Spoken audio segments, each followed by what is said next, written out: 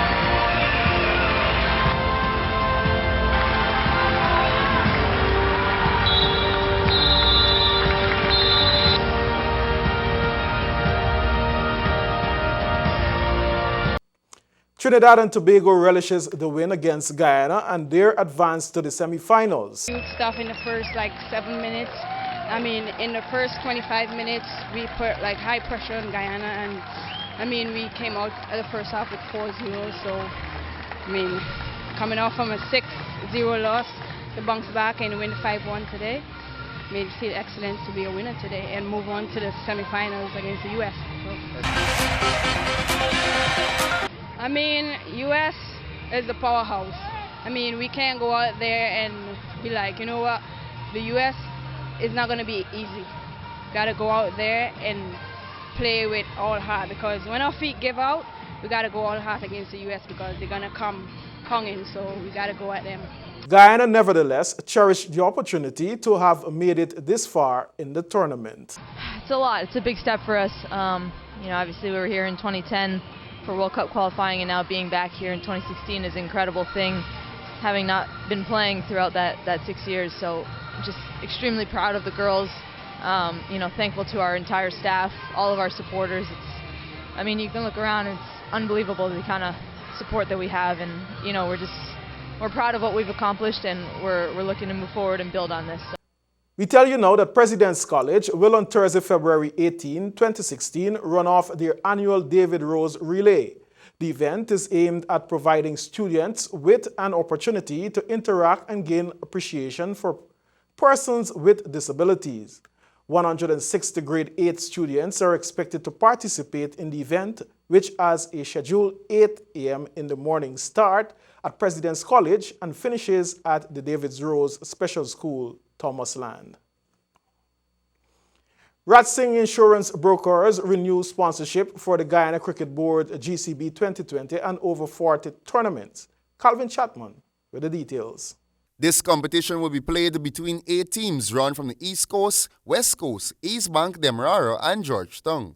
Each area will field 2 teams, and it is intended to get retired players active and involved in the development of youths and the game of cricket in general. The preliminary round-robin stage will consist of a total of 28 matches to be played every Friday afternoon commencing from February 26, 2016. The top 4 teams will qualify for the semis, with the winners of the semis contesting the finals. Teams can earn bonus points for winning their games by large margins of runs or for very few wickets.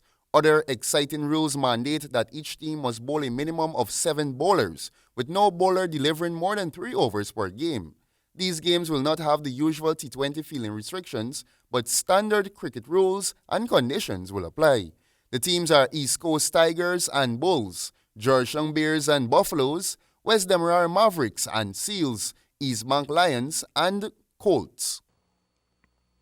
In more cricket news, senior Chandra Paul unavailable for Jaguars cricket 7th round match against Barbados Pride. Here is Calvin Chapman once more.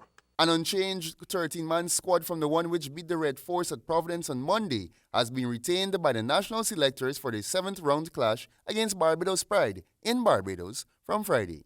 Centuries from Leon Johnson and man of the match Vishal Singh and a 9-wicket match haul from left-arm spinner Veersamy Permaul led Guyana to victory in the last round.